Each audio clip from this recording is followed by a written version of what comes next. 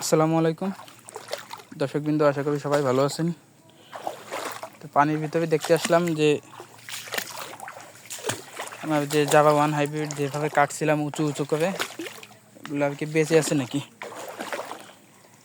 দেখলাম বেঁচে ঠিকই আছে, কিন্তু পানির ছিটা লাগলে মনে করেন এটা তো পানিতেই ডুবা, আর তারপরে একটু পানি ছিটা লাগলে একটু সমস্যা হয়। দেখেন তাও বেঁচে আছে আলহামদুলিল্লাহ। এগুলো মরবে না, যেভাবে কেটে দিয়ে গেছে মরবে না। এক একটা থেকে মনে করবেন 2 গিরা করলে 4-5টা কাটিং হবে, আরও বেশি হবে। এক একটা যে পরিমাণ লম্বা হয়েছে, প্রচণ্ড পরিমাণ লম্বা হয়েছে, আমার থেকে অনেক লম্বা হয়েছে। এগুলো আরও লম্বা হবে, পানি সরে গেলে আরও লম্বা হবে।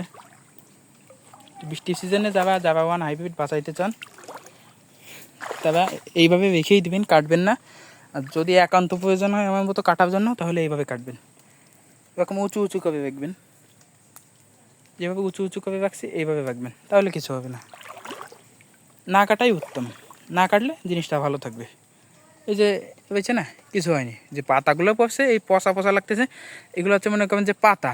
এই যে যেমন এই পাতাটা পড়ে যাচ্ছে, এটা আস্তে আস্তে পচবে, কিন্তু গাছটা দেখছেন, গাছটা কিচ্ছু হয়নি। গাছটা লম্বা হচ্ছে, যতদিন যাচ্ছে লম্বা হচ্ছে, একটু চিকন চিকন হয়ে যাচ্ছে। এগুলো আবার মোটা হয়, একটু চিকন চিকন হয়ে যাচ্ছে। তো এটা পানি সরে গেলে এই যে ঘাসটা হবে, পানি যদি সরে যায় আল্লাহর রহমতে, তাহলে গোবর থেকে আবার কেটে দেবো। গোবর থেকে যখন কেটে দেবো তখন আলহামদুলিল্লাহ আরও ভালো হবে। তবে চিন্তার কোনো কারণ নেই। আমি অনেক টেনশনে ছিলাম যে ঘাস বাঁচাইতে পারবো না মানে বৃষ্টির সময়, তা আল্লাহর রহমতে দেখলাম কিছুই হলো না।